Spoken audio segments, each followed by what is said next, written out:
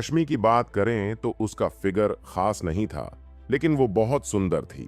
वह India university की उन लड़कियों में से थी जो सबका ध्यान खींच लेती थीं। हर्षित, हम पैसे देंगे, मैं डरते हुए बोली। उसके हाथ कांप रहे थे। उसने झट से अपना फोन निकाला और कॉल करना शुरू कर दिया। रश्मि, जो मैं के पास बैठी थी, उसने भी अपने दोस्तों को कॉल करना शुरू कर दिया। हालांकि मैं और रश्मि दोनों अमीर फैमिली से थीं, लेकिन वो खुद इतने पैसे वाले नहीं थे। $50,000 उनके लिए एक बहुत बड़ी रकम थी। 10 मिनट बाद उन दोनों ने अपने सभी फेसबुक फ्रेंड्स से मदद मांगी, लेकिन कोई भी पैसे देने को तैयार नहीं था। मैं अब क्या करें? मेरा कोई दोस्त मुझे पैसे उधार देने को तैयार नहीं है, रश्मि ने लगभग रोते हुए कहा। वो इतनी परेशान थी कि उसका गला रूंधा हुआ था। मुझे क्या पता, मेरे दोस्तों ने भी मना कर दिया है। सब कह रहे हैं कि उनके पास पैसे नहीं हैं, मैंने बेबसी से कहा। रश्मि ने थोड़ी देर सोचा और फिर धीरे से बोली, मैं आज अंजलि ने बताया था कि कार्तिक ने लॉटरी स्क्रैच कार्ड से जैकपॉट मारा है, इसलिए उसके पास कल सबको पार्टी देने के पैसे थे। क्यों ना उससे मदद मांगी जाए?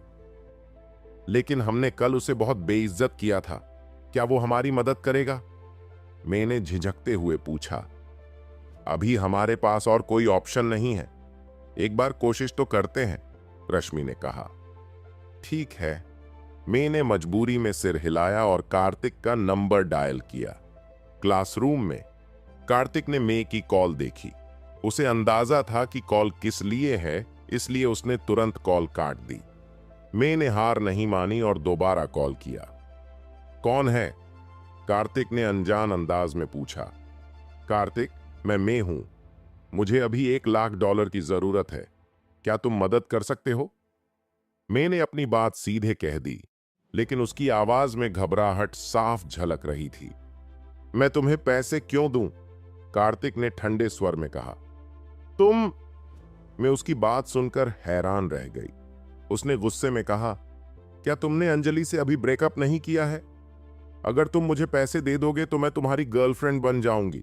मेरी शक्ल अंजलि से कम नहीं है और मेरा फिगर तो उससे बेहतर ही है। तुम मेरी गर्लफ्रेंड बनना चाहती हो? कार्तिक हंस पड़ा। फिर उसने मजाकिया लहजे में कहा, तुम्हें लगता है कि तुम इसके लायक हो? कार्तिक, तुम अपनी हद पार कर रहे हो। ये तुम्हारा जैकपॉट का पैसा ही है, कोई बड़ी बात नहीं। क्या मैं इतनी भी लायक नहीं हूं? मे को गुस्सा और शर्मिंदगी दोनों महसूस हुए। ठीक है, कार्तिक ने कहा, मैं तुम्हें बचाने आ सकता हूं, लेकिन एक शर्त है। तुम और मैं एक होटल में रात बिताएंगे, क्या कहती हो? तुम मे को ऐसा जवाब मिलने की उम्मीद नहीं थी। उसका चेहरा लाल हो गया। तुम्हें सोचने के लिए आधा मिनट देता हूं, आखिर कॉल चार्ज भी महंगे होते हैं, कार्तिक ने बेरुखी से कहा। मैंने अपना फोन पकड़ा और खुद को उस गोरे लड़के की तरफ मुड़ने से नहीं रोक पाई। उसे अभी गोरे लड़के और कार्तिक में से किसी एक को चुनना था। कार्तिक की हालत थोड़ी खराब थी, लेकिन वो दिखने में अच्छा था। पूरे साल खाना डिलीवर करने की वजह से उसका शरीर काफी मजबूत और मर्दाना लगता था। अगर मे को उन दोनों में से किसी को चुनना पड़े तो वो कार्तिक को चुनना पसंद करेगी। ये तो बस उसके साथ एक रात बिताने जैसा है। ये उस गोरे गुंडे के हाथों में पड़ने से बेहतर है, मे ने खुद से कहा। कल टीवी ने कुछ ऐसा कहा था जिससे उस गोरे लड़के को बहुत बुरा लगा। कौन जानता है कि अगर मैं उसके साथ रात बिताऊं तो वो मेरे साथ क्या करेगा। मे ने अपने ऑप्शन पर ध्यान दिया। उसने अपने होंठ काटे और कहा, ठीक है कार्तिक, मैं ये करूंगी। कार्तिक ने उसका जवाब सुनते ही तुरंत फोन काट दिया। वो थोड़ा इमोशनल हो गया। वो मे यंग, जो मुझे हर तरीके से अपमानित करती थी, अब $1 लाख के लिए मेरे साथ सोने को तैयार है, उसने खुद से सोचा। इस दुनिया में वेश्यावृत्ति गरीबी से ज्यादा एक्सेप्टेबल थी। शाम के समय एक प्राइवेट लाउंज के अंदर तो कार्तिक ने क्या कहा? क्या वो हमें पैसे उधार देगा? रश्मि ने उत्सुकता से पूछा जब मैंने कार्तिक से बात खत्म की। हाँ, उसने हाँ कहा। मैंने हल्के से सिर हिलाया। कार्तिक के साथ हुई बातचीत अब भी उसके दिमाग में गूंज रही थी। मैंने कभी नहीं सोचा था कि उसे कार्तिक जैसे इंसेल से मदद मांगनी पड़ेगी, और कार्तिक उसे इस शर्त पर पैसे उधार देगा कि वो उसके साथ एक रात बिताएगी। मैं के लिए ये बात एक्सेप्ट करना आसान नहीं था, लेकिन अगर वो $1,00,000 नहीं जुटा पाई तो उसका फ्यूचर कहीं ज्यादा खतरनाक हो सकता था। वो गोरा लड़का कुछ भी कर सकता था। मुझे नहीं पता था कि उसमें अभी भी थोड़ी इंसानियत बची है और वो हमें पैसे उधार देने को तैयार है, रश्मि ने कहा। यह सुनकर उसे थोड़ी राहत मिली। मैंने अपनी भौहें सिकोड़ी और रश्मि की तरफ पलटी। देखो, मैं तुम्हें ये पैसे उधार दे रही हूं। जब तुम्हारे पास पैसे होंगे तो मुझे वापस देना पड़ेगा। क्यों? क्या कार्तिक वो नहीं है जिसने हमें पैसे उधार दिए? रश्मि नाराज थी। रश्मि को लग रहा था कि अगर वो कार्तिक के साथ अच्छी बनेगी और उसका पक्ष लेगी तो कार्तिक कर्ज माफ कर सकता है। उसे पूरा भरोसा था कि वो कार्तिक जैसे लड़के को हैंडल कर लेगी। तुम्हें क्या लगता है, कार्तिक इतना बेवकूफ है कि यूं ही पैसे उधार देगा? उसने ये पैसे सिर्फ इस शर्त पर देने को कहा है कि मैं उसके साथ एक रात बिताऊं। अगर तुम्हें ये पैसे चाहिए तो उसकी ये कंडीशन फुलफिल करो। मैं तो छोड़ दूंगी, मैंने गुस्से में कहा। रश्मि दंग रह गई। उसका मुंह खुला रह गया और वो कुछ बोल नहीं पाई। थोड़ी देर बाद उसने कहा, तुम पागल हो मैं? तुम $50,000 के लिए कार्तिक जैसे किसी के साथ कैसे सो सकती हो? कार्तिक के साथ सोने के अलावा हमारे पास और कोई ऑप्शन है? क्या कार्तिक के साथ सोना तन्मय के साथ सोने से बेहतर नहीं है? मैंने व्यंग्य से कहा। रश्मि वहीं खड़ी रही, स्टन्ड। उसे समझ में नहीं आया कि क्या जवाब दे। इस बारे में किसी और को मत बताना, वरना मैं वादा करती हूं कि मैं तुम्हें खुद मार डालूंगी, मैंने रश्मि को घूरते हुए कहा। मैं किसी को नहीं बताऊंगी, चिंता मत करो, रश्मि ने जल्दी से जवाब दिया। तन्मय सोफे पर बैठा अधीर हो रहा था। उसने गुस्से में मेज पर हाथ मारा और डांटते हुए कहा, क्या तुम दोनों ने अभी तक पैसे उधार लिए हैं? अगर कोई तुम्हारे लिए नहीं आया तो याद रखना, तुम दोनों मेरे पीछे आओगे। मेरा दोस्त थोड़ी देर में यहां आ जाएगा। तन्मय की बात सुनकर मैं की आंखों में डर साफ झलक रहा था। 5 मिनट और। अगर 5 मिनट बाद भी तुम्हारा दोस्त नहीं आया तो तुम जानती हो कि क्या होगा, तन्मय ने अधीरता से कहा। मैं कोने में दुबकी हुई थी, डर के मारे सिर हिला रही थी, लेकिन बोलने की हिम्मत नहीं जुटा पाई। दस्तक, दस्तक, दस्तक। तभी किसी ने लाउंज के दरवाजे पर दस्तक दी। अंदर आओ, हर्षित ने दरवाजे की तरफ चिल्लाकर कहा। दरवाजा खुला और कार्तिक अंदर आ गया। उसे देखते ही मैं और रश्मि की आंखों में उम्मीद की चमक आ गई। मैं इनके लिए यहां हूं, कार्तिक ने मैं और रश्मि की ओर देखते हुए भावशून्यता से कहा। क्या तुम पैसे लेकर आए हो? हर्षित ने ठंडी आवाज में पूछा। वो सोफे के बीच में बैठा हुआ था और कार्तिक की तरफ देखा तक नहीं। कार्तिक ने अपने साथ लाए फोर्ड डिलीवरी बैग को टेबल पर रखा और बोला, ये रहे $1,00,000। तन्मय ने झपट कर बैग खोला और फिर कार्तिक की ओर बढ़ा। उसने तिरस्कार भरी नजरों से उसे देखा और हल्के से मुस्कुराया। मुझे उम्मीद नहीं थी कि तुम जैसा इंसेल इतनी जल्दी $10,000 लेकर आ सकता है। तुम तो अमीर हो, कार्तिक ने शांत स्वर में कहा। मैं अमीर हूं या नहीं, इससे तुम्हारा कोई लेना देना नहीं है। कितना घमंडी है। तन्मय कार्तिक के पास आया और गौर से उसे देखा। अचानक उसकी आंखें बड़ी हो गईं। अब समझ आया, तुम इतने जाने पहचाने क्यों लग रहे हो। तुम वो लड़के हो जो इंडिया यूनिवर्सिटी के पास डिलीवरी करता है, सही है ना? ये वही लड़का है, तन्मय के साथी ने कहा। मैंने इसे कई बार यूनिवर्सिटी के बाहर देखा है। तन्मय हंसने लगा। तो इस $1,00,000 के लिए तुम्हें कितनी बार डिलीवरी करनी पड़ी? और वो भी इन 2 लड़कियों के लिए। ये सच में वर्थ इट है। तन्मय के बगल में बैठे एक अन्य ने कहा, मैंने सुना है इसकी गर्लफ्रेंड ने इसे छोड़ दिया। 3 साल तक जो भी पैसे कमाए वो उस लड़की पर उड़ा दिए और आखिरकार वो किसी अमीर लड़के के साथ भाग गई। मजेदार बात यह है कि उसे उस दिन पता चला जब उसने होटल में खाना डिलीवर किया और उस लड़के से टकरा गया। कितना पैथेटिक इंसान है। हाँ, ये लड़का तो असली इंसेल निकला। हीरो बनने की कोशिश कर रहा है जबकि खुद को भी ठीक से खाना नहीं खिला सकता। हंसते हंसते मेरी जान निकल रही है। तन्मय ने ठहाका लगाया। बाकी लोग भी हंसने लगे। सभी की हंसी और ताने सुनने के बावजूद कार्तिक का चेहरा शांत था। वो अपनी जगह अविचल खड़ा रहा। उसके लिए ये लोग महज जोकरों का झुंड थे। हालांकि उनकी नजर में कार्तिक कायर लग रहा था। मैं और रश्मि ने कार्तिक को चुपचाप खड़े देखा। उसकी स्थिरता देखकर उनकी आंखों में घृणा झलकने लगी। उन्होंने कभी किसी आदमी को इतना अपमानित होते हुए भी इतना शांत नहीं देखा था। कार्तिक की यह उदासीनता उन्हें निराश कर गई। अब उन्हें एक बात साफ हो गई थी, भले ही कार्तिक के पास पैसे आ गए थे, लेकिन वह अब भी उनकी नजरों में असफल था। मैं को अब पछतावा होने लगा था। कार्तिक जैसे इंसान के साथ सोना उसकी इज्जत पर धब्बा लग सकता था। उसने सोचा, तन्मय नोल्स के साथ सोना शायद इससे बेहतर होता। क्या आप सबकी हंसी खत्म हो गई? कार्तिक ने धीरे से अपना सिर उठाया और तन्मय की तरफ देखा। नहीं, अभी नहीं। हा, मुझे थोड़ा और हंसने दो, तन्मय ने पेट पकड़कर कहा। बड़े होते हुए मैंने तुम्हारे जैसा कोई नहीं देखा। सच में मैं हंसते हंसते मर जाऊंगा, तन्मय ने जोर से हंसते हुए कहा। कार्तिक ने कुछ नहीं कहा। वह चुपचाप खड़ा रहा।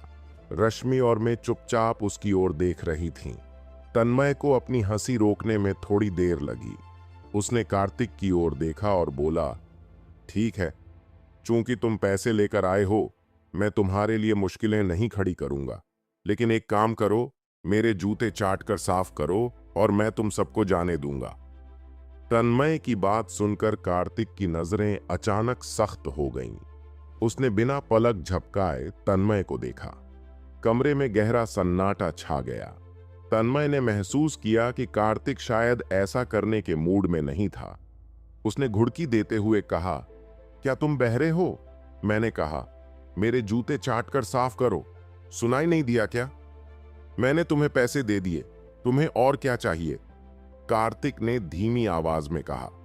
वह अपनी पहचान उजागर नहीं करना चाहता था, इसलिए तन्मय की तानों को नजरअंदाज कर रहा था, लेकिन जूते चाटने की बात ने हद पार कर दी थी।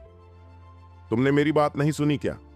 मैंने कहा, मेरे जूते साफ करो, फिर मैं तुम्हें इनके साथ जाने दूंगा, तन्मय ने जिद से कहा। असल में तन्मय का इरादा उन्हें छोड़ने का था ही नहीं। आखिरकार मैं और रश्मि जैसी खूबसूरत लड़कियों से मुलाकात आसान नहीं थी। यही वजह थी कि तन्मय जानबूझकर कार्तिक को नीचा दिखाने की कोशिश कर रहा था। अगर कार्तिक सचमुच जूते चाटने लगता तो तन्मय उसे शर्मिंदा करने का कोई और तरीका निकाल लेता। कार्तिक, तुम वहां क्यों खड़े हो? जल्दी करो और करो जो कहा गया है। जब तुम यह कर लोगे तो हम यहां से चले जाएंगे, मैंने चिढ़कर कहा। जब उसने देखा कि कार्तिक अब भी चुप खड़ा है, मैं की बात सुनकर कार्तिक की आंखें ठंडी हो गईं। उसने कभी नहीं सोचा था कि मैं ऐसा कहेगी। वह तो उन दोनों को बचाने के लिए यहां आया था। क्या तुमने सुना बेवकूफ? जल्दी करो और मेरे जूते चाट कर साफ करो, फिर तुम जा सकते हो, तन्मय ने हंसते हुए कहा। लेकिन कार्तिक चुपचाप खड़ा रहा। उसने एक भी शब्द नहीं कहा।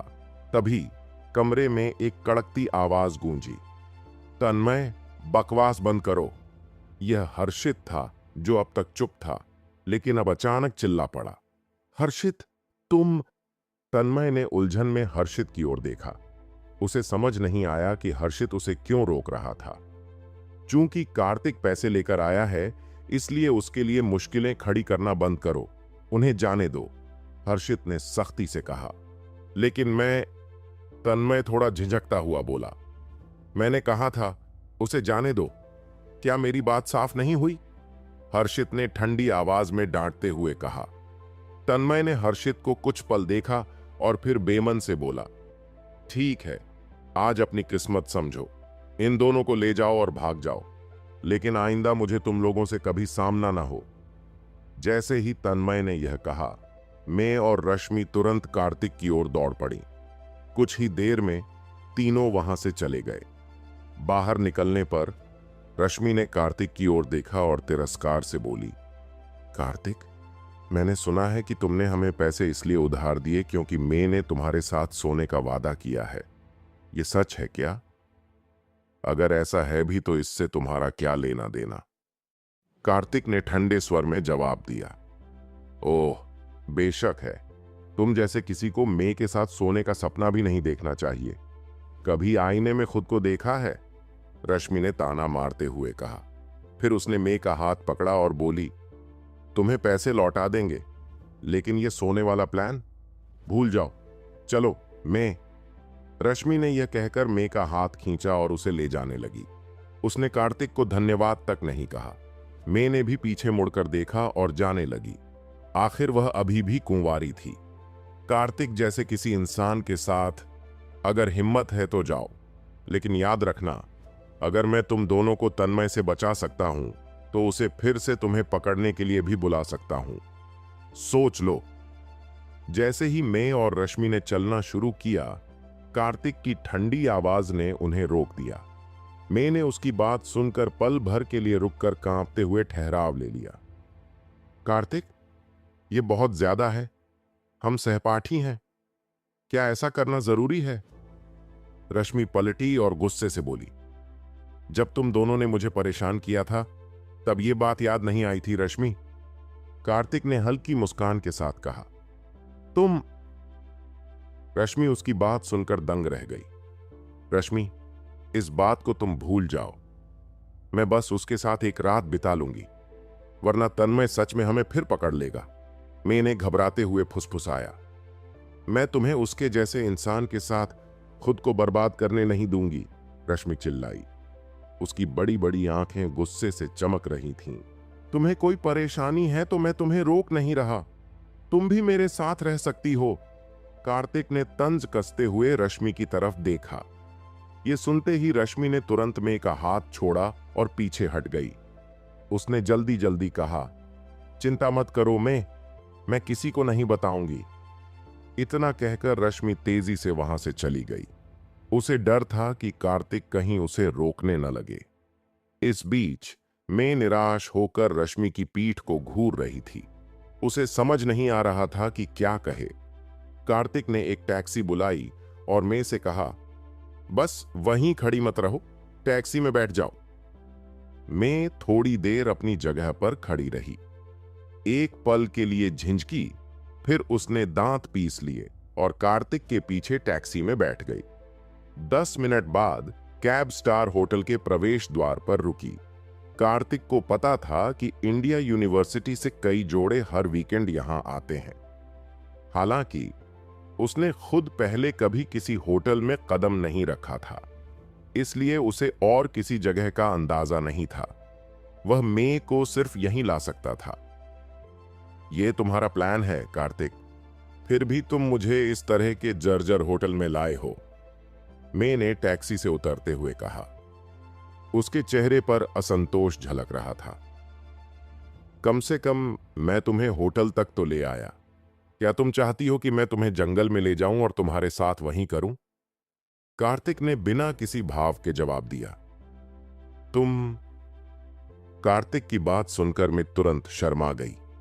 फिर उसने गुस्से में दांत पीसते हुए कहा, देखो, तुम्हें यह बात किसी और से कहने की जरूरत नहीं है, वरना मैं मरने के बाद भी तुम्हें माफ नहीं करूंगी। और सुनो, जब हम होटल के कमरे में पहुंचे तो मुझे कहीं भी छूने या चूमने की कोशिश मत करना। जल्दी निपटा लेना, और मैं ये सब ऐसे समझूंगी जैसे मुझे कुत्ते ने काटा हो। भविष्य में हमारे बीच कोई लेन देन नहीं होगा। क्लियर है? मैं की बातें सुनकर कार्तिक कुछ पल के लिए चुप रह गया। फिर वह रिसेप्शन पर गया और प्रति घंटे के हिसाब से एक कमरा बुक कर लिया। होटल में प्रवेश रिसेप्शन पर मौजूद लोग कार्तिक और मे को देखकर थोड़े चौंक गए। कार्तिक की सादगी और साधारण कपड़े देखकर वह उन्हें किसी हारे हुए इंसान जैसा लगा।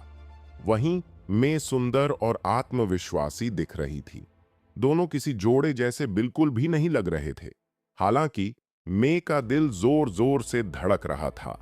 वह पहली बार किसी लड़के के साथ ऐसी जगह आई थी, इसलिए वह अंदर ही अंदर काफी घबराई हुई थी।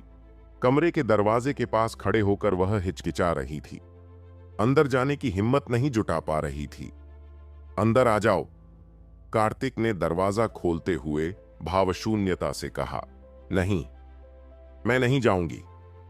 मैंने एक कदम आगे बढ़ाया, लेकिन तुरंत रुक गई। क्या तुम अपनी बात से पलट रही हो? कार्तिक ने मे को घूरते हुए पूछा। तो क्या हुआ अगर मैं पलट रही हूं? यह मेरा पहला मौका है। मैं तुम्हारे जैसे हारे हुए इंसान के साथ ये सब नहीं कर सकती, मैंने गुस्से में कहा। अगर तुम नहीं आओगी तो मैं अभी तन्मय नोल्स को कॉल करूंगा। क्या तुम्हें लगता है वो तुम्हारे साथ सभ्य रहेगा? कार्तिक की बात सुनकर मे की आंखों में गुस्सा भड़क उठा। उसने जवाब दिया, क्या तुम मुझे बेवकूफ समझते हो? तन्मय नोल्स को तुम्हारे पैसे पहले ही मिल चुके हैं। वो तुम्हारी क्यों सुनेगा? मैं अभी चली भी जाऊं तो तुम मेरा कुछ नहीं कर सकते। मैं मुड़ी और एस्केलेटर की ओर चलने लगी। अगर तुम चली गईं तो मैं तन्मय को तुम्हें पकड़कर मेरे पास लाने को कहूंगा। सोच लो, मैं ये कर सकता हूं। कार्तिक ने ठंडी आवाज में कहा। तुम गंदे हारे हुए आदमी, इतना दिखावा मत करो, मैंने पलटकर कहा। उसकी आवाज में अब भी गुस्सा था। मैंने कार्तिक की ओर घूरा और बिना कुछ कहे एस्केलेटर की तरफ बढ़ गई। मे के जाने के बाद कार्तिक के चेहरे पर एक सार्थक मुस्कान उभरी। उसने अपना फोन निकाला और थॉमस का नंबर डायल किया। मिस्टर कार्तिक, मैं आपकी क्या सहायता कर सकता हूं? लाइन कनेक्ट होते ही थॉमस की सम्मानजनक आवाज सुनाई दी। डस्क जाओ और हर्षित नोल्स नामक व्यक्ति से संपर्क करो। उसे कहो कि वह मे यंग को स्टार होटल के कमरा नंबर 802 में भेज दे। कार्तिक ने शांत स्वर में आदेश दिया। ठीक है मिस्टर कार्तिक, मैं तुरंत काम करता हूं। थॉमस ने कोई सवाल नहीं पूछा और आदेश मान लिया। फोन रखने के बाद उसने डस्क का नंबर लिया और सीधे हर्षित और तन्मय से संपर्क किया। डस्क में हर्षित ने लाउंज में बैठे वेटर से फोन लिया। हेलो, कौन बोल रहा है? उसने अधीरता से पूछा। हर्षित नोल्स, यह ओमकार है, थॉमस ने हल्के लेकिन दृढ़ स्वर में कहा। श्रीमान ओमकार, मैं आपकी क्या सेवा कर सकता हूं? हर्षित का स्वर तुरंत सम्मानपूर्ण हो गया। आखिरकार ओमकार का नाम कौन नहीं जानता था। हर्षित उसकी बात टालने की हिम्मत नहीं कर सकता था। अपने छोटे भाई तन्मय को साथ लो और मैं यंग को पकड़कर स्टार होटल के कमरा नंबर 802 में ले जाओ। समझ गए? थॉमस ने अधिकारपूर्ण लहजे में आदेश दिया। समझ गया श्रीमान, हर्षित ने बिना हिचकिचाहट आदेश मान लिया। स्टार होटल के पास आधे घंटे बाद हर्षित और तन्मय ने स्टार होटल के पास एक बबल टी की दुकान पर मे को देखा। मुझे छोड़ दो, तुम लोग क्या चाहते हो? क्या ये सब कार्तिक ने करने को कहा है? मैं चिल्लाई।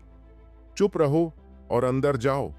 अगर भागने की कोशिश की तो अंजाम बुरा होगा, हर्षित ने धमकी भरे लहजे में कहा। हर्षित और तन्मय ने मे को स्टार होटल के कमरा नंबर 802 तक पहुंचाया। फिर वे वापस बार चले गए। कमरे में मे दरवाजे के सामने खड़ी थी। झिझकते हुए उसने दरवाजा खोला और अंदर कदम रखा। कमरे में कार्तिक बेड पर बैठा हुआ था। उसने मे की ओर देखा और मुस्कुराते हुए कहा, मैंने कहा था ना कि अगर तुम गई तो तन्मय तुम्हें वापस भेज देगा। मैंने झूठ नहीं कहा, है ना? ये सचमुच तुम थे? मैं चौंक कर बोली। अब क्या?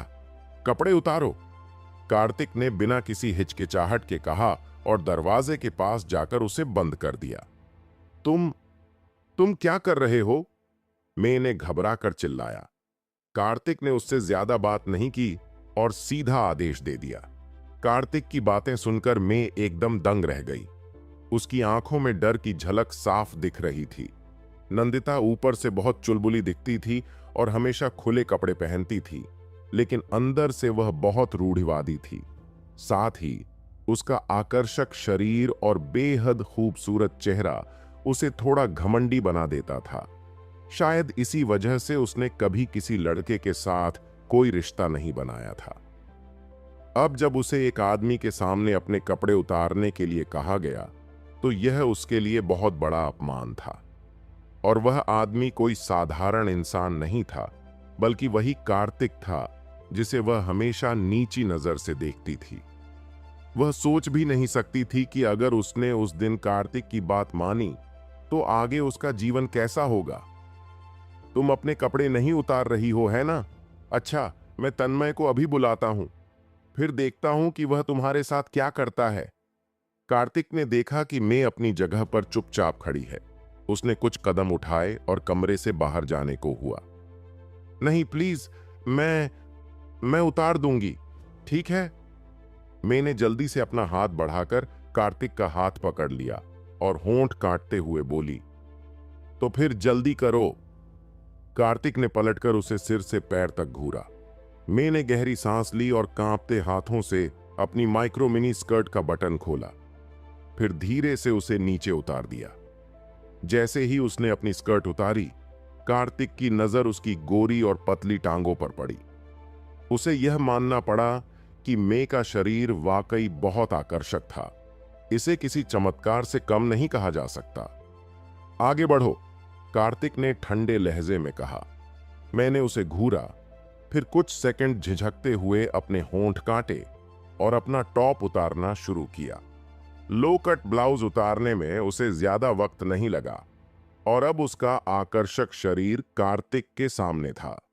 मैंने हाथों से अपनी छाती ढक ली और शर्माते हुए बोली, जल्दी करो, जो करना है करो।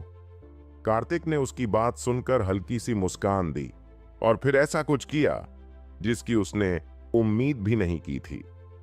वह दरवाजा खोलकर बाहर जाने लगा। कार्तिक, तुम क्या कर रहे हो? मैंने देखा कि वह जाने का इरादा कर रहा है तो तुरंत चिल्लाई, मैंने जो करना था कर लिया, अब तुम आजाद हो। कार्तिक ने ठंडे स्वर में कहा। तुम्हारा काम हो गया? मैं उसकी बात सुनकर हैरान थी। उसकी खूबसूरत आंखें सवाल कर रही थीं। क्या तुम मेरे साथ सोना नहीं चाहते थे? मैंने थोड़ा झिझकते हुए पूछा। फिर अचानक जैसे उसे कुछ सूझा, वह जल्दी से उसके पास गई और उसका हाथ पकड़कर बोली, कार्तिक, मुझे पता है कि मैं गलत थी। मैंने जो कहा था वह सब वापस लेती हूं। तुम मुझे चूम सकते हो, अभी जो चाहो कर सकते हो, बस प्लीज तन्मय को मत बुलाओ। मैं इतनी घबराई हुई थी कि उसने अपने हाथों से अपना सीना भी ढकने की कोशिश नहीं की। उसका शरीर पूरी तरह से उजागर था। क्या मैंने कभी कहा था कि मैं तन्मय नोल्स को बुलाने जा रहा हूं? कार्तिक ने नंदिता से धीरे से पूछा। आप अगर तन्मय को नहीं बुला रहे हैं तो फिर क्यों जा रहे हैं? मैं कुछ देर के लिए चुप रही। फिर उसने पूछा, तुमने सच में सोचा कि मुझे तुम्हारे साथ सोने में दिलचस्पी है? कार्तिक ने मैं को देखा और बिना हंसे रह नहीं सका। फिर उसने तिरस्कार से कहा, मेरे मन में तुम्हारे जैसी औरतों के लिए कोई ख्याल नहीं होगा। भले ही तुम मेरे सामने खुद को पूरी तरह से नंगा कर लो। मैंने आज जो किया वह बस यह देखने के लिए था कि तुम्हारे जैसी पैसे की लालची औरत पैसे के लिए कितनी दूर जा सकती है। मैं कार्तिक ऐसी औरत के साथ नहीं सो सकता जो अपनी पहली बार $50,000 में बेच देती है। You bastard! मैंने गुस्से में भौहें सिकोड़ी और चीखते हुए कार्तिक को घूरने लगी। मैं कैसे गलत हूं? कार्तिक ने बेफिक्री से पूछा। तुमने यह सब मुझे अपमानित करने के लिए किया है ना? मैंने गुस्से से पूछा। बिल्कुल सही।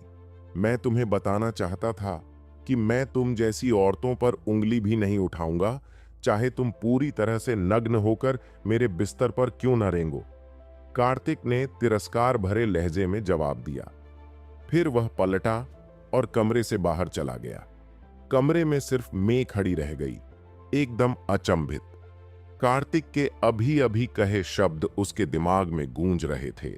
तभी उसे एहसास हुआ कि पहले उसका व्यवहार कितना हास्यास्पद था। शायद उसे कार्तिक को अपमानित करने का कोई हक नहीं था, क्योंकि वह खुद भी उससे बेहतर नहीं थी। स्टार होटल से बाहर निकलते ही कार्तिक ने अपना फोन निकाला और थॉमस का नंबर डायल किया। कैसे मदद कर सकता हूं मिस्टर कार्तिक? कॉल लगते ही थॉमस की आवाज आई। तन्मय नोल्स नाम के एक आदमी की जांच करने में मदद करो, कार्तिक ने धीरे से कहा। समझ गया मिस्टर कार्तिक, मैं तुरंत किसी को भेजता हूं, जल्द ही कोई आपसे संपर्क करेगा, थॉमस ने सहजता से उत्तर दिया। ठीक है। कार्तिक ने सिर हिलाया और फोन काट दिया। फिर वह इंडिया यूनिवर्सिटी की ओर तेजी से बढ़ गया।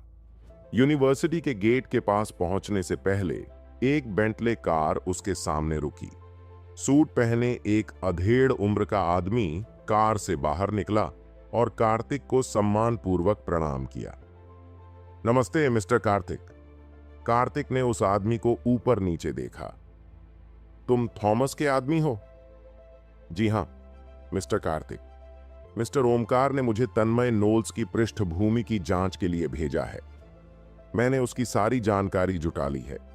क्या आप अब उससे मिलने जा रहे हैं? सूट पहने आदमी ने पूछा। हां चलो, कार्तिक ने सिर हिलाया। Please mister Kartik. सूट पहने आदमी ने तुरंत कार का दरवाजा खोला और हाथ छत की रेलिंग के नीचे कर दिया ताकि कार्तिक को सिर न टकराए।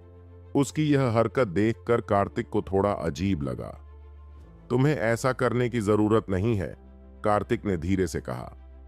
आप मिस्टर ओमकार के बॉस हैं और मिस्टर ओमकार मेरे बॉस। ये मेरा सौभाग्य है, सूट पहने आदमी ने गंभीरता से जवाब दिया। ठीक है, तुम्हारा नाम क्या है? कार्तिक ने पूछा। मेरा नाम काइल हेस है। आप मुझे काइल कह सकते हैं मिस्टर कार्तिक, सूट पहने आदमी ने गाड़ी चलाते हुए कहा। आप काइल हेस हैं? कार्तिक चौंक गया और उसकी एक्सप्रेशन अचानक बदल गई। क्या आपने मेरा नाम पहले सुना है मिस्टर कार्तिक? काइल ने मुस्कुराते हुए पूछा। बेशक, मैंने आपका नाम सुना है। आप इंडिया में बहुत मशहूर हैं, कार्तिक ने आश्चर्य से जवाब दिया। हाँ, आपकी तारीफ के लिए शुक्रिया मिस्टर कार्तिक। मैं आपके सामने कुछ भी नहीं हूं। अगर भविष्य में आपको मेरी जरूरत पड़े तो बिना हिचकिचाहट मुझे कॉल करें। काइल ने कार्तिक को सम्मानपूर्वक देखा। कार्तिक ने असहाय भाव से काइल की ओर देखा। उसे समझ नहीं आ रहा था कि अपनी फीलिंग्स को कैसे एक्सप्रेस करे। इंडिया में हर किसी ने कम से कम एक बार काइल का नाम सुना था। कार्तिक ने भी यह नाम अपने फ्रेंड्स से सुना था। कहा जाता था कि इंडिया में एक ऐसा बड़ा आदमी है जो हर किसी को जानता है। नाम था काइल। पूरे इंडिया में शायद ही कोई काइल से उलझने की हिम्मत करता था। ज्यादातर अवैध कारोबार काइल के अंडर कंट्रोल थे। कार्तिक ने कभी नहीं सोचा था कि यह महान गॉडफादर काइल हेस खुद उसे ड्राइव करके ले जाएगा और उसे नाम से बुलाने को कहेगा। अगर सिद्धार्थ और सूर्यांश को यह पता चला तो क्या वे डर के मारे मर नहीं जाएंगे? 10 मिनट बाद काइल ने बेंटले को डस्क के सामने पार्क किया। फिर वह कार से बाहर निकला और कार्तिक के लिए दरवाजा खोला। मैंने अपने आदमियों से जांच करवाई है, तन्मय इस बार में है। ठीक है, चलो उसे देखते हैं, कार्तिक ने कहा और बार के अंदर चला गया। कुछ देर बाद वह उस प्राइवेट लाउंज में पहुंचा जहां वह पहले आया था। उसने दरवाजा खोला और अंदर चला गया। जब कार्तिक अंदर आया, तन्मय पोकर खेल रहा था। एक पल के लिए वह ठिठका, फिर मुस्कुराया। अरे, ये तो वही कार्तिक है, वह व्यभिचारी। वापस क्यों आए हो? मेरे जूते चाटने आए हो या कुछ और? मुझे खेद है, लेकिन इस बार मेरे जूते गंदे हैं। कार्तिक ने तन्मय को देखा और हल्की मुस्कान दी। तुम्हारे जूते गंदे हैं? तन्मय उसकी बात सुनकर थोड़ा हैरान हुआ, लेकिन जल्दी ही उसने खुद को संभाला और गुस्से में भरे चेहरे के साथ कार्तिक के पास आ गया। हर्षित, जो वहीं सोफे पर बैठा था, अपनी आंखें सिकोड़कर कार्तिक को देख रहा था। वह सोच रहा था कि कार्तिक यहां क्यों वापस आया। बच्चे, तुमने कहा था कि तुम्हारे जूते गंदे हैं, है ना? तन्मय ने कार्तिक को चुनौती भरी नजरों से देखा। हाँ, सही सुना। कार्तिक ने हल्के से सिर हिलाया। इस बच्चे के जूते गंदे हैं। आप लोग क्या कहते हो? हमें क्या करना चाहिए? तन्मय ने अपने आदमियों की ओर देखा, फिर चिल्लाया और तुरंत 1 दर्जन से ज्यादा लोग कार्तिक को घेरने के लिए आगे बढ़े। मिस्टर कार्तिक ने अभी कहा कि उनके जूते गंदे हैं। आप लोग उन्हें क्यों घेर रहे हो, तन्मय? काइल ने उसी वक्त प्राइवेट लाउंज में कदम रखा। हर्षित, जो अब तक सोफे पर बैठा बियर पी रहा था, काइल की आवाज सुनकर चौंक गया। उसने सिर घुमाया और जैसे ही उसने काइल को देखा, वहीं रुक गया। वह पूरी तरह से हैरान था। तुम कौन हो? तन्मय ने काइल को देखा और निर्दयता से पूछा। तन्मय की आवाज खत्म होते ही हर्षित ने उसे लात मारकर नीचे गिरा दिया। धड़ाम! फिर उसने तन्मय को घूरते हुए गुस्से में डांटा। काइल से इस तरह बात करने की हिम्मत कैसे हुई? तुरंत माफी मांग। काइल? तन्मय उलझन में था।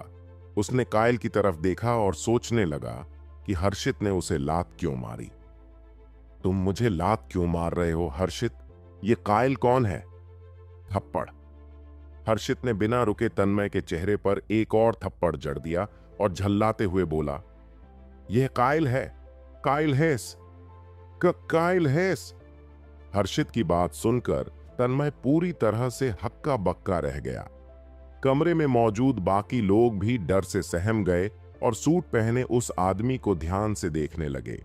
कुछ ही पलों बाद तन्मय सदमे से उभरा और घुटनों के बल गिर गया। उसने काइल के सामने हाथ जोड़ते हुए माफी मांगी। मुझे माफ कर दो काइल, मैं बहुत बड़ा मूर्ख हूं। मैंने तुम्हें पहचान नहीं पाया। अगर मुझे पता होता कि तुम कौन हो तो मैं कभी इस तरह बात करने की हिम्मत नहीं करता। मैं यहां मिस्टर कार्तिक के साथ आया हूं। मुझे पता चला है कि तुम लोगों ने मिस्टर कार्तिक को नाराज किया है। काइल ने शांत लहजे में कहा। मैं मिस्टर कार्तिक? तन्मय, जो घुटनों के बल बैठा हुआ था, यह सुनते ही और अधिक डर गया। उसने कार्तिक की तरफ देखा और उसका चेहरा सफेद पड़ गया। उसके हाथ पैर डर के मारे कांपने लगे। कार्तिक धीरे से तन्मय के पास गया। मुझे याद है, इसी लाउंज में पहले तुम्हें मुझे अपमानित करने में बड़ा मजा आ रहा था, है ना? मैं मिस्टर कार्तिक, ये मेरी गलती थी। मैंने जो किया वह मेरी मूर्खता थी। अगर मुझे पता होता कि आप कौन हैं तो मैं ऐसा करने की सोच भी नहीं सकता था। तन्मय ने कभी नहीं सोचा था कि वह गरीब डिलीवरी बॉय अचानक मिस्टर कार्तिक बन जाएगा, जिसका इतना बड़ा सम्मान काइल हेस भी करता है। लेकिन अब वह इस बारे में ज्यादा सोच भी नहीं सकता था। वह सिर्फ कार्तिक से रहम की भीख मांग सकता था। क्या तुमने सुना जो मैंने अभी कहा? कार्तिक ने सपाट लहजे में तन्मय से पूछा। आपने क्या कहा? तन्मय कुछ पल के लिए हक्का बक्का रह गया। उसने डरते हुए कार्तिक की तरफ देखा। कार्तिक ने अपना दाहिना पैर आगे बढ़ाया और सीधे बोले, मैंने कहा था कि मेरे जूते गंदे हैं। तन्मय ने घबराकर एक बार निगल लिया और हर्षित की तरफ देखा, शायद मदद की उम्मीद में। लेकिन हर्षित जानता था कि काइल कौन है, और यह भी साफ था कि अगर काइल कार्तिक को इतना सम्मान दे रहा है तो कार्तिक की पृष्ठभूमि बहुत बड़ी होगी। मिस्टर कार्तिक ने कहा है कि उनके जूते गंदे हैं। क्या तुमने यह सुना नहीं? काइल ने धीमे स्वर में तन्मय से कहा। हाँ हाँ, मैंने सुना, तन्मय ने कांपते हुए जवाब दिया। फिर वह नीचे झुका और अपनी जीभ बाहर निकाल ली। वह कार्तिक के जूते चाटने ही वाला था कि कार्तिक ने अपना पैर खींच लिया। तन्मय रुक गया और उलझन में कार्तिक की तरफ देखा। उसने अपना सिर कार्तिक के पैर के पास लाने की कोशिश की, लेकिन कार्तिक ने फिर अपना पैर पीछे कर लिया।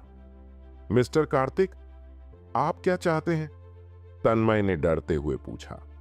कुछ नहीं, बस तुम्हारा गंदा मुंह मुझे और ज्यादा गंदा लगता है। कार्तिक ने ठंडे लहजे में कहा।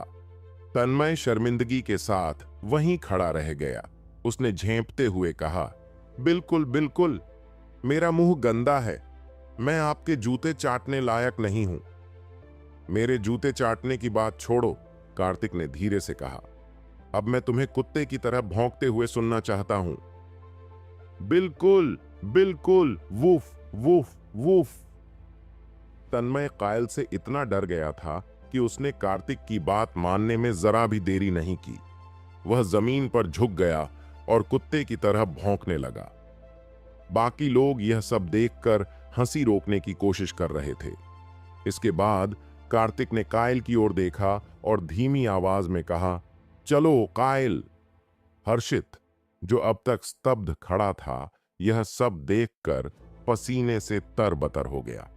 किसने सोचा होगा कि इंडिया का सबसे बड़ा और ताकतवर गॉडफादर कायल अब कार्तिक के साथ खड़ा होकर उसकी बात मान रहा है।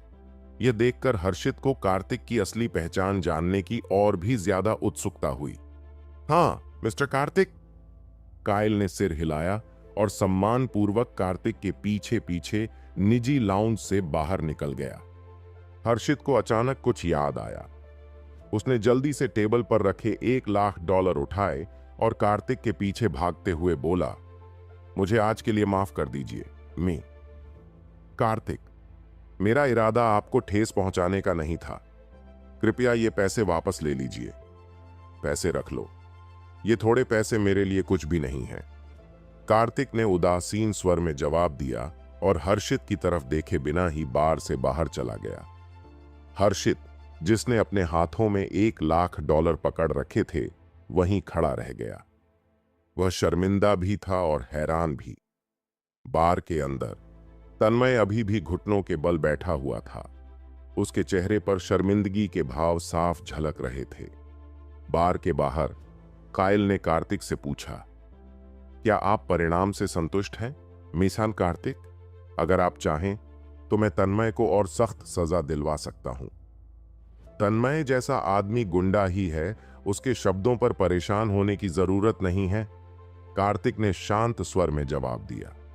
ठीक है, मैं आपको वापस यूनिवर्सिटी छोड़ देता हूं। एमी कार्तिक, कायल ने पेशकश की। नहीं, आपकी कार बहुत शानदार है। मैं ज्यादा ध्यान नहीं खींचना चाहता, मैं पैदल ही चला जाऊंगा। कार्तिक ने मुस्कुराते हुए मना कर दिया। ठीक है, लेकिन अगर भविष्य में आपको मेरी जरूरत पड़े तो मुझे सीधे कॉल करिए।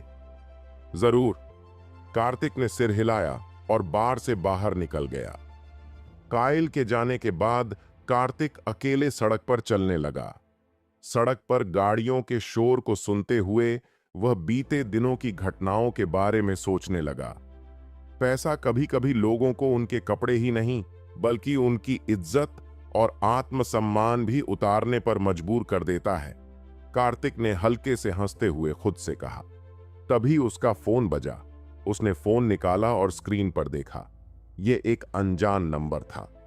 उसने धीमी आवाज में जवाब दिया, हेलो, कौन बोल रहा है? कार्तिक, ये मैं हूं। फोन के दूसरी तरफ से एक महिला की आवाज आई। आवाज में एक हल्की सख्ती और आकर्षण था। क्या आपने मेरी मदद की है कि मैं वह किताब छात्रावास तक ले जाऊं? उसने आगे कहा। यह आवाज कार्तिक की काउंसलर रेचल प्रोफेसर वालेस की थी। ओह प्रोफेसर वालेस, मुझे याद है, माफ कीजिए, मैं थोड़ा लेट हो गया। मैं इसे अभी कर लेता हूं। क्या आप छात्रावास में हैं? कार्तिक को अचानक याद आया कि सुबह जब वह दालान में खड़ा था, रेचल ने उसे यह काम करने के लिए कहा था, एक सज्जा के तौर पर। मैं बाद में वापस जाऊंगी, प्लीज रजिस्ट्रार के ऑफिस में जाकर सामान ले आओ, रेचल ने धीमे स्वर में कहा और फोन काट दिया। कार्तिक ने फोन वापस अपनी जेब में रखा और इंडिया यूनिवर्सिटी की ओर दौड़ पड़ा। हालांकि उसके पास इतना पैसा था कि वह जो चाहे कर सकता था, फिर भी वह रेचल जैसी सख्त महिला से पंगा लेने की हिम्मत नहीं करता था। 5 मिनट बाद वह यूनिवर्सिटी पहुंच गया। रेचल का सामान लेने के लिए उसने सीधा रजिस्ट्रार के ऑफिस की ओर भाग लिया। चलते हुए उसे अफसोस हो रहा था कि उसने कायल के साथ कार में जाने का ऑफर ठुकरा दिया। अगर उसने मान लिया होता तो उसे इतनी थकान नहीं होती। दस्तक, दस्तक, दस्तक। कार्तिक ने रजिस्ट्रार ऑफिस के दरवाजे पर 3 बार दस्तक दी। अंदर आइए, एक अधेड़ उम्र की महिला की आवाज सुनाई दी। कार्तिक ने दरवाजा खोला और कहा, प्रोफेसर वालेस ने मुझे कुछ सामान लेने के लिए भेजा है। महिला ने उसकी ओर देखा और कमरे के कोने में रखे एक बड़े बॉक्स की तरफ इशारा करते हुए कहा, उसे ले लो, सब कुछ वहीं है। Thank you. कार्तिक ने सिर हिलाया और बॉक्स उठाने के लिए झुका। फिर वह बिना कोई और बात किए छात्रावास की ओर लौट गया। रेचल ने उसे इस सेमेस्टर के लिए कुछ किताबें ले जाने को कहा था। सौभाग्य से बॉक्स भारी नहीं था और ले जाने में आसान था। इससे पहले भी रेचल ने कई बार उसे अपने कमरे तक सामान पहुंचाने के लिए कहा था, इसलिए यह पहली बार नहीं था कि वह महिला छात्रावास जा रहा था। छात्रावास की वार्डन उसे पहले से जानती थीं, इसीलिए उसे अंदर जाने में कोई दिक्कत नहीं हुई। जैसे ही उसने रेचल के डॉर्म रूम का दरवाजा खोला, एक मीठी खुशबू उसके नथुनों में घुस गई। यह खुशबू बिल्कुल रेचल के शरीर की खुशबू जैसी थी। कार्तिक ने गहरी सांस ली और कमरे के अंदर चला गया। इंडिया यूनिवर्सिटी के स्टाफ को यहाँ काफी सुविधाएं दी जाती थीं। हर टीचर को एक बेडरूम और लिविंग रूम वाला कमरा मिलता था। रेचल का कमरा साफ सुथरा और सुंदर था। उसे साफ सफाई का बहुत शौक था। यह साफ दिखाई दे रहा था। कमरे का इंटीरियर गुलाबी रंग का था। पर्दे और बेडशीट भी गुलाबी थीं। शायद गुलाबी उसका फेवरेट कलर था। कार्तिक ने बॉक्स जमीन पर रखा और जाने के लिए पलटा। तभी उसकी नजर बालकनी पर पड़ी। बालकनी में कपड़े की रेलिंग पर लटकी पारदर्शी अधोवस्त्र की एक जोड़ी हवा में झूल रही थी। वह लेस से बनी हुई थी और काफी आकर्षक लग रही थी। ये तो प्रोफेसर वालेस का है। कार्तिक के मन में हल्की झिझक और उत्सुकता जाग उठी। वह खुद को रोक नहीं सका और बालकनी की ओर खींच गया। जब वह पास पहुंचा और उसने करीब से देखा तो उसे हैरानी हुई। मुझे नहीं पता था कि प्रोफेसर वालेस इतनी बोल्ड हैं, कार्तिक खुद से बड़बड़ाया। यूनिवर्सिटी में रेचल के बारे में जो गपशप होती थी, उसे याद करके वह हंस पड़ा। हालांकि वह जानता था कि उसे यह सब नहीं देखना चाहिए, लेकिन उसकी स्वाभाविक उत्सुकता उसे रोक नहीं सकी। यह गॉसिप जानबूझकर रेचल को बदनाम करने के लिए फैलाया गया था, लेकिन कार्तिक का रेचल के प्रति पॉजिटिव नजरिया था। वह बाहर से थोड़ी स्ट्रिक्ट लगती थी, लेकिन कार्तिक के प्रति दयालु थी। कार्तिक को याद आया कि पिछली बार जब उसने अंजलि की मदद के लिए अपनी ट्यूशन फीस नहीं भरी थी, तब रेचल ने ही उसकी फीस चुपचाप भर दी थी। उसने कभी इसके बारे में बताया नहीं, लेकिन कार्तिक इसका एहसानमंद था। ओ, जाने से पहले कार्तिक ने एक और गहरी सांस ली और बालकनी में लटके उस सेक्सी पारदर्शी अंडरगारमेंट को देखते हुए मुस्कुराया। तभी बाहर से हाई हील्स की आवाजें आने लगीं। Click clack, click clack. आवाज सुनते ही कार्तिक तुरंत बालकनी के कोने में छिप गया। इससे पहले कि वह कुछ समझ पाता, रेचल, जिसने अपने हॉट बॉडी पर एक हिप हगिंग स्कर्ट पहनी हुई थी, दरवाजा खोलकर अंदर आ गई। कार्तिक उसे देखकर हैरान था। वह समझ नहीं पा रहा था कि अब क्या करे। अगर वह अभी बाहर निकला तो रेचल को उस पर शक हो सकता था। उसे पता था कि अगर रेचल को यह सब पता चल गया तो वह खत्म हो जाएगा। इसीलिए उसने गहरी सांस ली, खुद को शांत किया और बालकनी के कोने में छिपा रहा। यह गर्मी सच में जान ले रही है, रेचल ने कहा और अपना हैंडबैग टेबल पर रखकर अपने पैर फैलाने लगी। बालकनी में छिपा कार्तिक मन ही मन प्रार्थना कर रहा था कि रेचल जल्दी से कहीं और चली जाए। ठप ठप। रेचल ने अपनी हील्स उतारी और फर्श पर फेंक दी। इसके बाद वह नंगे पैर रसोई की तरफ बढ़ी। कुछ देर बाद अचानक रेचल की एक चीख सुनाई दी। आ! कार्तिक यह सुनकर चौंक गया। उसने हल्के से बालकनी के कोने से झांककर देखा कि क्या हुआ है। रेचल के हाथ में कोक का एक कैन था जो अचानक खुल गया था। और उसकी टी शर्ट गीली हो गई थी। वह झुंझलाई हुई दिख रही थी। रेचल लिविंग रूम में वापस आई और अपना कोट उतार दिया। कोट के नीचे उसने सफेद रंग का कैमी टॉप पहना हुआ था, जिससे उसकी क्लीवेज साफ नजर आ रही थी। लेकिन अब कैमी टॉप भी कोक से गीला हो चुका था। कार्तिक यह सब देखकर मन ही मन बड़बड़ाया, क्या वो कपड़े बदलने जा रही हैं? जैसे ही यह ख्याल उसके दिमाग में आया, उसने देखा कि रेचल ने अपने टॉप के पीछे के बटन खोलने शुरू कर दिए। वह वहीं जम गया। उसे समझ नहीं आ रहा था कि क्या करे। अगर वह अभी बाहर निकला तो यह समझाना मुश्किल होगा कि वह बालकनी में क्यों छिपा हुआ था। लेकिन अगर वह बाहर नहीं आता और रेचल ने कपड़े बदल दिए तो कार्तिक इस उलझन में था। उसका दिल तेजी से धड़कने लगा। उसने अनजाने में लिविंग रूम की ओर देखा। तभी लिविंग रूम से एक खड़खड़ाहट की आवाज आई। यह साफ था कि रेचल ने अपना कैमी टॉप उतार दिया था। कार्तिक ने घबराकर अपनी सांसें रोक लीं और मन ही मन सोचने लगा, अब क्या करूं? रेचल के कंधों से सफेद कैमी टॉप धीरे धीरे नीचे खिसकने लगा। उसकी बेदाग त्वचा चमक रही थी। उसका चेहरा बहुत ही अट्रैक्टिव था और शरीर एकदम परफेक्ट। उसकी छाती उसकी लाल ब्रा से बाहर निकलती हुई दिख रही थी। कार्तिक यह सब देखकर चौंक गया। उसकी सांसें तेज हो गईं। यह पहली बार था जब उसने किसी लड़की को इतने करीब से देखा था। रेचल तो सच में अप्सरा जैसी लग रही थी। उसका दिल इतनी जोर से धड़क रहा था जैसे बाहर आ जाएगा। अंजलि के साथ बिताए पिछले 6 महीनों में वह उसे हमेशा थोड़ा डाउन ट्रीट करती थी। दोनों के बीच का सबसे क्लोज मूवमेंट सिर्फ हाथ पकड़ने तक था। उसे कभी चूमना तो दूर, उसके सामने कपड़े बदलते हुए देखना तो एक सपने जैसा था। कैमी टॉप हटाने के बाद रेचल ने जब अपनी ब्रा पर दाग देखे तो उसकी भौहें सिकुड़ गईं। वह जल्दी से बेडरूम में भागी, अलमारी खोली और नए कपड़े निकाले। फिर वह वापस लिविंग रूम में आई। कार्तिक को यह देखकर और हैरानी हुई। उसने सोचा, क्या वह लिविंग रूम में ही कपड़े बदलेगी? रेचल सोफे पर बैठी और ब्रा खोलने के लिए हाथ पीछे ले गई। जैसे ही ब्रा नीचे गिरी, कार्तिक की धड़कनें और तेज हो गईं। उसकी छाती अब पूरी तरह से खुल चुकी थी।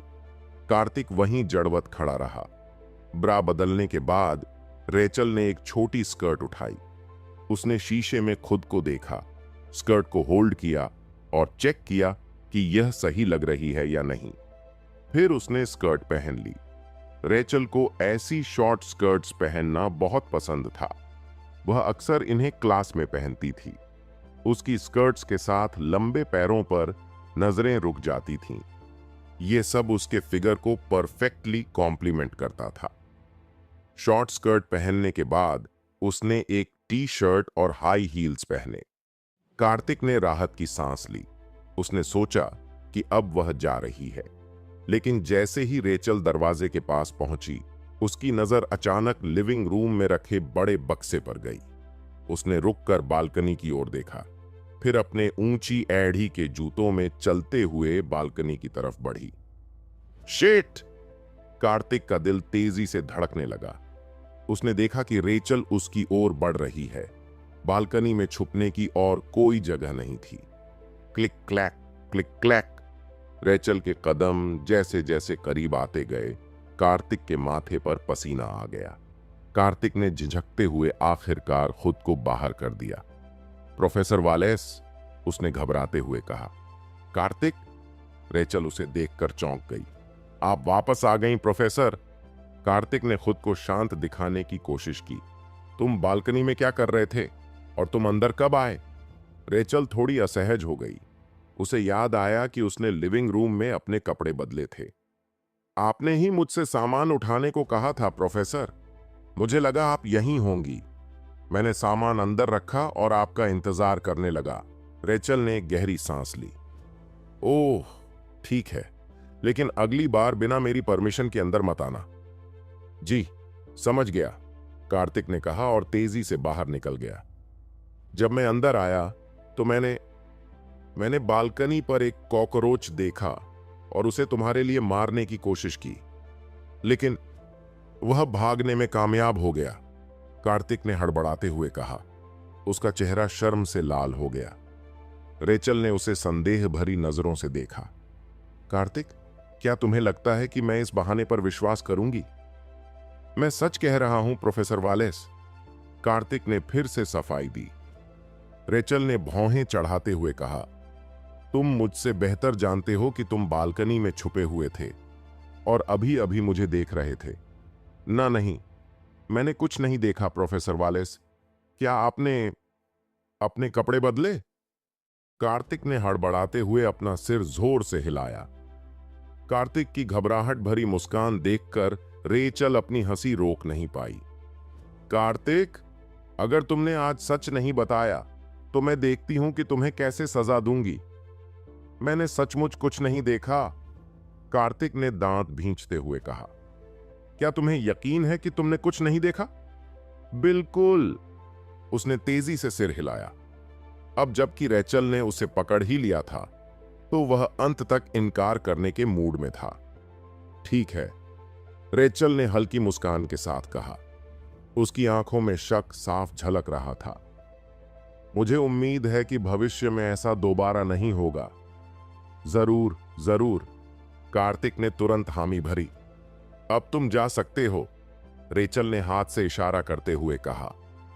वह थोड़ी असहाय दिख रही थी, जैसे मान चुकी हो कि वह कार्तिक से सच नहीं उगलवा पाएगी। ठीक है, अलविदा प्रोफेसर वालेस, कार्तिक ने राहत की सांस लेते हुए कहा और जल्दी से कमरे से बाहर जाने लगा। वैसे कार्तिक, रेचल ने अचानक पीछे से पुकारा। कार्तिक रुक गया। उसने धीरे से पीछे मुड़कर देखा। क्या मैं आपकी मदद कर सकता हूं प्रोफेसर? रेचल ने अपनी ऊंची एड़ी के जूते पहने और उसकी ओर बढ़ी। वह उसे सिर से पैर तक ध्यान से देखने लगी। अपनी ऊंचाई और हील्स के चलते वह कार्तिक से थोड़ी ऊंची हो गई थी। अब कार्तिक रेचल के बेहद करीब था। वह उसकी अनोखी खुशबू को साफ महसूस कर सकता था। क्या तुम्हें लगता है कि मैं अच्छी दिख रही हूं कार्तिक? रेचल ने अपने होठों को थोड़ा सा खोलकर पूछा। उसकी आवाज में एक मोहक लहजा था। कार्तिक पूरी तरह से सन्न खड़ा रह गया। उसे समझ नहीं आ रहा था कि क्या जवाब दे। कुछ तो बोलो, क्या तुम्हें लगता है कि मैं अच्छी दिखती हूं? रेचल ने उसे और गहराई से देखा। कार्तिक ने गहरी सांस ली और धीरे से फुसफुसाया। मैंने सचमुच आपको अपने कपड़े बदलते हुए नहीं देखा प्रोफेसर, रेचल ने होठों को दबाते हुए कहा। मैं उस बारे में बात नहीं कर रही हूं, और अगर तुमने देख भी लिया तो मैं तुम्हें कुछ नहीं कहती। आखिर तुम्हारा इरादा तो ऐसा नहीं था। लेकिन मैंने सचमुच कुछ नहीं देखा, कार्तिक ने कहा। रेचल के सवाल उसे पूरी तरह हिला रहे थे। अच्छा, मैंने सुना है कि तुम पार्ट टाइम खाना डिलीवर कर रहे हो। मेरे दोस्त का नया बार कुछ ही दिनों में खुलने वाला है। तुम वहां सर्वर के तौर पर काम क्यों नहीं करते? रेचल ने अब उसे चिढ़ाना बंद किया और चिंता के साथ पूछा। मैं अब खाना डिलीवर नहीं करता प्रोफेसर, कार्तिक ने हल्के से मुस्कुराते हुए कहा। रेचल ने भौहें उठाईं। तुम अब फूड डिलीवरी नहीं करते? फिर अपनी ट्यूशन फीस कैसे भरोगे? कार्तिक ने थोड़ा रुककर जवाब दिया। अब मुझे एक आरामदायक नौकरी मिल गई है, पैसे भी ठीक ठाक आ रहे हैं। अच्छा, रेचल ने सिर हिलाया। लेकिन मेरे दोस्त का नया बार खुल रहा है, उसे अर्जेंटली स्टाफ चाहिए। तुम उसकी थोड़ी मदद कर सकते हो, बस एक हफ्ते के लिए। प्रोफेसर, कार्तिक थोड़ा असहज महसूस कर रहा था। रेचल ने हल्की मुस्कान के साथ कहा, अगर तुमने मदद नहीं की तो मुझे तुम्हें परेशान करने का पूरा हक है। कार्तिक ने सिर हिलाते हुए कहा, मैंने आपको परेशान किया ही नहीं है प्रोफेसर, तुम्हें सब पता है। रेचल ने चुटकी ली। कार्तिक थोड़ा सोच में पड़ गया और फिर हार मानते हुए बोला, ठीक है, आपकी मदद कर दूंगा, बस एक एहसान समझकर। रेचल ने अचानक चौंक कर पूछा, तुमने मुझे कपड़े बदलते हुए देखा था, है ना? नहीं, बिल्कुल नहीं, कार्तिक ने झेंपते हुए सफाई दी। लेकिन सच तो यह था कि वह घटना उसके दिमाग में अटकी हुई थी। कार्तिक कुछ देर बाद रेचल के कमरे से निकल गया, लेकिन रेचल की छवि अब भी उसकी आंखों में बसी हुई थी। उसे यह मानना पड़ा कि वह बेहद आकर्षक थी। रेचल जैसी पर्सनैलिटी अंजलि और मैं से अलग है, उसने सोचा। पिछली बार अंजलि के साथ उसका एक्सपीरियंस बहुत बुरा था। उसने कार्तिक को बस इस्तेमाल किया और जब कोई और मिल गया तो उसे छोड़ दिया। अब मुझे सोचना पड़ेगा कि मेरी गर्लफ्रेंड कौन हो सकती है, कार्तिक ने अपनी ठुड्डी पर हाथ फेरते हुए खुद से कहा। अगर उसे यह 10 ट्रिलियन डॉलर की संपत्ति नहीं मिलती तो शायद वह कभी ऐसा सोच भी नहीं पाता, लेकिन अब वह दुनिया का सबसे अमीर इंसान था। उसे लगता था कि पैसे के दम पर कोई भी लड़की उसकी हो सकती है। यूनिस सही ऑप्शन लगती है, उसने सोचा, और उसके मन में अदिति का कर्वी फिगर उभर आया। अब मुझे उसे इंप्रेस करने का तरीका ढूंढना होगा। तभी उसका फोन बजा। हेलो, उसने कॉल उठाई। मिस्टर कार्तिक, क्या आप कल फ्री हैं? दूसरी तरफ से थॉमस ने विनम्र लहजे में पूछा। हाँ, क्यों? मैंने कल सुबह 9 बजे न्यू सेंचुरी रेस्टोरेंट में आपसे मिलने के लिए आपकी मंगेतर से समय तय किया है। आप क्या सोचते हैं? थॉमस ने शांति से कहा। मेरी मंगेतर? कार्तिक ने चौंकते हुए पूछा। हाँ मिस्टर कार्तिक, क्या आप भूल गए? अगर आप भूतपूर्व चेयरमैन की प्रॉपर्टी के वारिस बनना चाहते हैं तो एक शर्त है, आपको मिस साक्षी से शादी करनी होगी, वरना यह पूरी संपत्ति एक चैरिटी फाउंडेशन को दान कर दी जाएगी, थॉमस ने समझाया। ओह हाँ, अब याद आया, कार्तिक ने सिर हिलाया। अभी तो वह यूनिवर्सिटी में गर्लफ्रेंड ढूंढने की प्लानिंग कर रहा था, लेकिन अब उसे लगा कि इसकी कोई जरूरत नहीं थी। साक्षी कैसी दिखती है? उसने उत्सुकता से पूछा। क्यों ना आप कल खुद जाकर देख लें, थॉमस ने मुस्कुराकर कहा। चलिए, कोई बात नहीं। वैसे भी इससे कोई फर्क नहीं पड़ता कि वह कैसी दिखती है। अगर मुझे यह प्रॉपर्टी चाहिए तो शादी तो करनी ही होगी, है ना? कार्तिक ने हल्के से हंसते हुए कहा। बिल्कुल सही, थॉमस ने कहा। और अगर मैं शादी नहीं करता तो मुझे एक पैसा भी नहीं मिलेगा, सही? कार्तिक ने अपनी भौहें चढ़ाते हुए पूछा।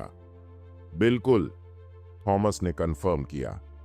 कार्तिक के मन में गुस्सा और कंफ्यूजन दोनों था। दादाजी आखिर चाहते क्या हैं? बिना शर्त प्रॉपर्टी दे सकते थे, ये सब ड्रामा क्यों? उसने गहरी सांस ली और कहा, ठीक है, मैं कल आऊंगा। वैसे मिस्टर कार्तिक, एक और बात है, थॉमस ने हल्के स्वर में कहा। और क्या? कार्तिक ने क्यूरियोसिटी से पूछा। साक्षी और उसके परिवार को आपकी असली पहचान नहीं पता। उनके लिए आप अभी भी एक फूड डिलीवरी करने वाले व्यक्ति हैं। आपको अपनी आइडेंटिटी रिवील नहीं करनी है। अगर आप साक्षी से शादी करते हैं तो आपको फिलिप्स परिवार का लिव इन दामाद बनना होगा, थॉमस ने काल्मली कहा। क्या? कार्तिक का मुंह खुला रह गया। तुम मुझसे कह रहे हो कि मैं लिव इन दामाद बनूं? जी हां मिस्टर कार्तिक, अब से आपको साक्षी के सामने अपनी सच्चाई नहीं बतानी है, और हां, यही एकमात्र रास्ता है, थॉमस ने ठंडे स्वर में कहा। नहीं, मैं किसी भी बदसूरत लड़की से शादी करने से मना नहीं करूंगा, लेकिन लिव इन दामाद बनना, यह तो बहुत ज्यादा है, कार्तिक ने गुस्से और फ्रस्ट्रेशन के साथ कहा।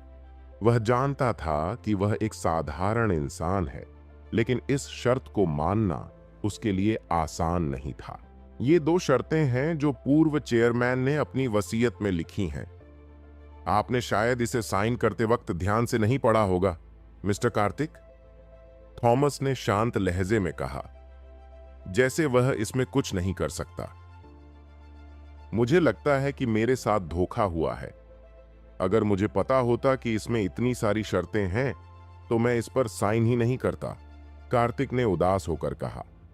तो क्या आप विरासत छोड़ने का सोच रहे हैं मिस्टर कार्तिक? थॉमस ने थोड़ी हैरानी से पूछा। मैं ऐसा क्यों करूंगा? कार्तिक ने तुरंत अपने शब्द वापस ले लिए। उसने बस यूं ही शिकायत कर दी थी, लेकिन सच में ऐसा कोई तरीका नहीं था कि वह 10 ट्रिलियन डॉलर की संपत्ति छोड़ देता। वह अभी अभी गरीबी से बाहर निकला था और अपनी नई जिंदगी को हरगिज छोड़ने का इरादा नहीं रखता था। मेरा कुछ और मतलब नहीं था मिस्टर कार्तिक, मैं तो बस पूछ रहा था, थॉमस ने कामली कहा। तो मैं अपनी असली पहचान कब बता सकता हूं? कार्तिक ने थोड़ी देर सोचकर पूछा। जैसे ही आप साक्षी से शादी कर लेंगे, थॉमस ने जवाब दिया। कूल, कार्तिक ने झुंझलाते हुए फोन काट दिया। पहले तो कार्तिक अपनी गर्लफ्रेंड को लेकर बड़े सपने देख रहा था, खासकर जब से उसने मे और रेचल को देखा था। लेकिन थॉमस की इस कॉल ने उसकी सारी उम्मीदों पर पानी फेर दिया। वो साक्षी एक बदसूरत राक्षस होगी जिसे कोई नहीं चाहता, वरना उन्हें लिव इन दामाद ढूंढने की जरूरत नहीं पड़ती। यह सब एक बेकार जाल है। कार्तिक ने बड़बड़ाते हुए अपना फोन बंद किया और लेक्चर हॉल की तरफ चल पड़ा। कार्तिक की सोच में केवल एक असफल आदमी ही लिव इन दामाद बनने के लिए तैयार होगा। भले ही वह गरीबी में रहा हो, लेकिन उसकी खुददारी अभी भी बची हुई थी।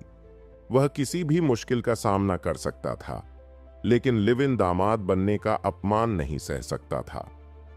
कार्तिक साक्षी से मिलने के बारे में सोच रहा था और उसने सामने से आती हुई किसी खूबसूरत लड़की पर ध्यान नहीं दिया। अचानक वे दोनों जोर से टकरा गए। 3 इंच ऊंची हील्स पहने लड़की संतुलन खो बैठी और पीछे गिरने लगी। आह! उसने चीखते हुए खुद को संभालने के लिए कार्तिक के कपड़े पकड़ लिए, लेकिन कार्तिक का खुद का बैलेंस बिगड़ गया और वह उस लड़की को अपनी बाहों में लेकर जमीन पर गिर गया। मुझे छोड़ो! लड़की चिल्लाई, लेकिन तब तक बहुत देर हो चुकी थी। कार्तिक का पूरा शरीर उसके ऊपर था और वे दोनों फर्श पर पड़े थे।